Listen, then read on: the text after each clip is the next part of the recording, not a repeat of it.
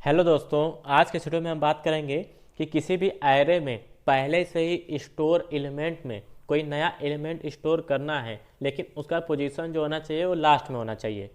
मेरे कहने का क्या मतलब है कि जैसे मान लीजिए आपने कोई एरे बनाया ए नाम से, जिसकी साइज आपने की है 3। ठीक है, ये 3 एलिमेंट को स्टोर करेगा और हमने बोला कि वो पहले से ही 3 एलिमेंट को स्टोर किया है, मतलब 1 2 और 3। ठीक है, 3 एलिमेंट इसने स्टोर किया हुआ है। अब हमें एक नया एलिमेंट इसमें इंसर्ट कराना है, तो हमें क्या करना होगा? सबसे पहले एक एरे जो बनाया है उसका साइज़ को बढ़ाना होगा। तो हम इसकी साइज़ को एक इंक्रीमेंट करते हैं, क्योंकि हमें एक ही एलिमेंट को इंसर्ट करना है एक्स्ट्रा। तो हम यहाँ पे 4 कर दिए।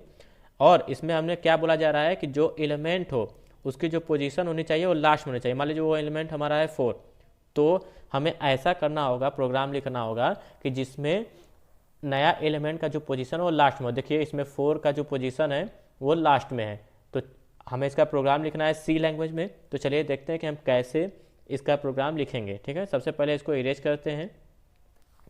अब अपने प्रोग्राम में हम हेडर फाइल इंक्लूड करेंगे। हमें 2 हेडर फाइल की आवश्यकता पड़ेगी, तो #include। सबसे पहला जो हमारा हेडर फाइल होगा वो होगा हमारा stdio.h। तो stdio.h। अब हम दूसरा हेडर फाइल इंक्लूड करेंगे, तो #include conio.h। ठीक है, अब हम मेन फंक्शन कॉल करेंगे, तो एंट मेन, उसके बाद पैरेंथेसिस लगाएंगे और फिर कर्ली ब्रेसेस में अपने सारे इंस्ट्रक्शन को लिखेंगे। तो सबसे पहले हमें एक एरे डिफाइन करना होगा, उसी में हमको इनपुट कराने होंगे यूजर से कि आप हमें नंबर बताइए कौन कौन से नंबर इस एरे में स्टोर है।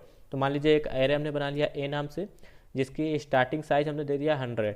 ठीक है, मतलब इस एरे में 100 एलिमेंट को स्टोर करने की कैपेसिटी है, लेकिन यूजर से हम 100 एलिमेंट तो मान नहीं सकते, यूजर भी 100 एलिमेंट को इंसर्ट करते करते थक जाएगा। तो हम यूजर से पूछेंगे कि आपको कितने साइज के एरे की आवश्यकता है, वो हमें साइज बता दीजिए, हम उस हिसाब से उस एरे को बना देंगे। ठीक है, तो हम प्रिंटफ की मदद से यूजर को मैसेज पास करेंगे कि enter the size of an array. ठीक है, और इसको लास्ट में सेमीकोलन से बंद कर देंगे। फिर स्कैनअप लगाएंगे।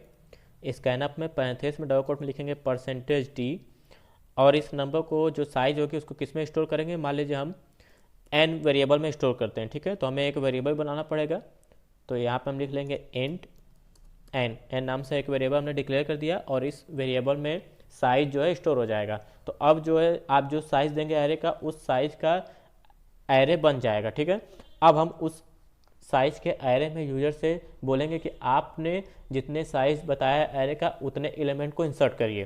तो हम फॉर लूप की मदद से इंसर्ट करवाएंगे उतने साइज के एलिमेंट, मतलब उतने साइज के एरे में उतने एलिमेंट। ठीक है, अब हम एक लूप वेरिएबल बना देते हैं आई नाम से, जिसका स्टार्टिंग होगा 0 से, क्योंकि एरे का जो इंडेक्स स्टार्ट होता है वो 0 से स्टार्ट होता है, और आई लेस देन एन कर देंगे। ठीक है, जितना आपने साइज दिया उतना ही हमको एलिमेंट जो है स्टोर करना होगा। अगर आपने 3 साइज दिया तो 3 एलिमेंट इसमें स्टोर होंगे इस एरे में, तो इसलिए इस लूप को भी हम उतने ही साइज तक चलाएंगे जो भी आपका साइज होगा। ठीक है, और आई प्लस प्लस कर देंगे। ठीक है, और इस फॉर लूप में हम प्रिंटफ और स्कैनअप की मदद से यूजर से इनपुट कराएंगे नंबर, जितने साइज का उसने एरे बनाया है उतने नंबर स्टोर करेगा वो। ठीक है, तो प्रिंटफ पैरेंथेसिस में डबल कोट में लिखेंगे एलिमेंट्स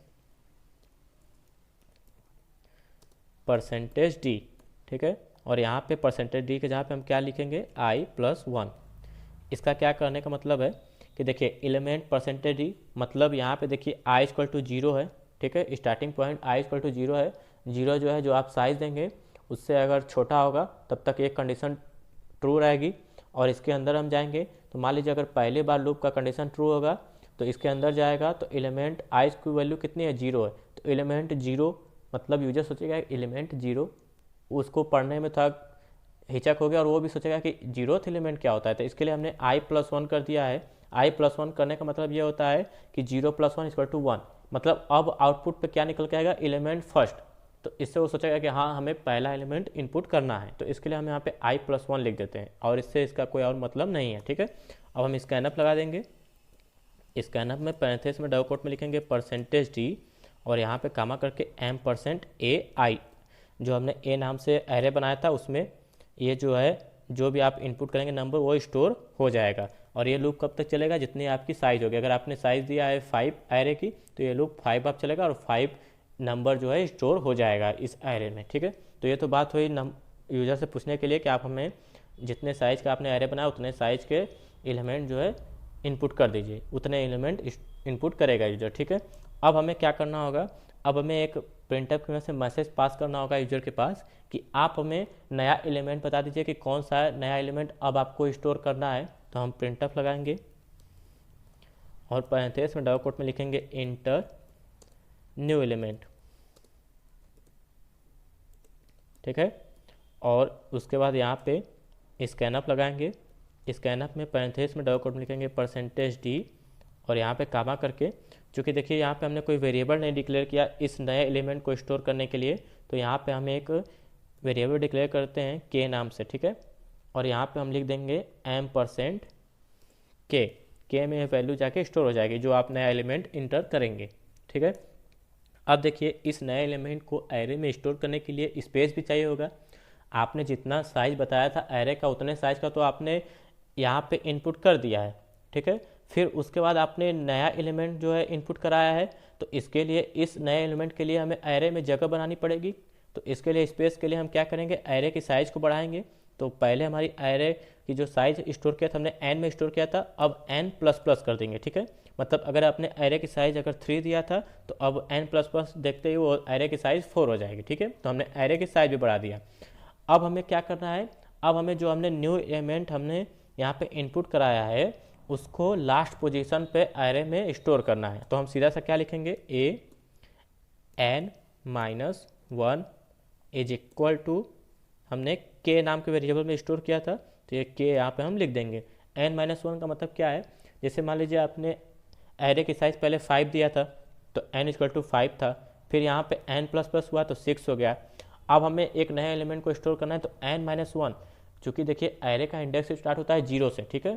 तो n-1 का मतलब क्या हो गया कि पहले 6 था तो 6 में से 1 घटाएंगे 5 हो जाएगा, तो 0 to 5 करेंगे तो 6 स्पेस हुआ ना, 6 पोजीशन पे ये एरे का जो भी पोजीशन होगा 6 पोजीशन उसमें ये नया एलिमेंट जो है स्टोर हो जाएगा। इसलिए हम यहाँ पे n-1 लिखते हैं। अगर आप n लिख देंगे तो यहाँ पे गलती हो जाएगा, क्योंकि आप अगर आप सोचेंगे कि 1 से स्टार्ट होता है इंडेक्स में तो आप गलती करेंगे। यहाँ पे 0 से स्टार्ट होता है तो 0 to 5 काउंट करेंगे तो 6 हो जाएगा, ठीक है। तो बेसिकली वो 6 पोजीशन पे ही स्टोर होगा। अब हम क्या करेंगे, अब हम प्रिंटअप में से प्रिंट करा के देख लेते हैं कि क्या हमारा नया एलिमेंट जो है लास्ट पोजीशन पे स्टोर हुआ है। तो चलिए देखते हैं, यहाँ पे फॉर लूप लगाएंगे। जैसे आप फॉर लूप लगा के इनपुट कराते हैं उसी तरह फॉर लूप लगा के आपको प्रिंट भी कराना पड़ेगा। तो फॉर लूप, उसके बाद यहाँ पे हम वेरिएबल लेते हैं i, इसको भी इनिशियलाइज करते हैं 0 से और i<n कर देंगे और i++, ठीक है। और इस लूप वेरिएबल में डायरेक्ट प्रिंट करा लेंगे एरे के नंबर को, ठीक है। तो यहाँ पे हम लिख लेंगे %d और यहाँ पे \t करते हैं, थोड़ा स्पेस आ जाएगा। उसके बाद यहाँ पे हम लिख देंगे ai। अब हम इस लूप से बाहर निकलेंगे और लास्ट में रिटर्न 0 लिखेंगे जो कि हमारे प्रोग्राम के एंडिंग को दर्शाएगा। तो हमारा प्रोग्राम जो है बन के रेडी हो चुका है। तो चलिए एक बार रन करते हैं और देखते हैं कि क्या आउटपुट आता है।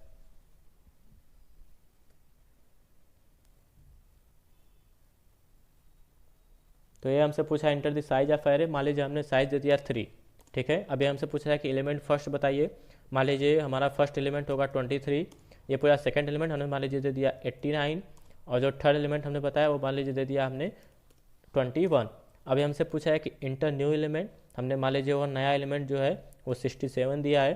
तो जैसे ही हमने 67 दिया तो देखिए इसने बता दिया कि पहला एलिमेंट आपका हो जाएगा 23, सेकेंड एलिमेंट आपका 89, तीसरा एलिमेंट आपने 21 दिया था और जो आपका नया एलिमेंट जो आपने यहाँ पे इंसर्ट किया था उसका देखिए जो पोजीशन वो लास्ट है, मतलब चौथे पोजीशन पर है। तो इससे यह पता चलता है कि हमारा प्रोग्राम जो है वो सही बना हुआ है और जो नया एलिमेंट है वो लास्ट पोजीशन पे स्टोर हो चुका है। तो आई होप आपको वीडियो अच्छा लगा होगा। हमारे चैनल बने रहने के लिए हमारे चैनल को सब्सक्राइब करें, लाइक करें, शेयर करें। तब तक के लिए बाय, मिलते हैं अगले वीडियो में।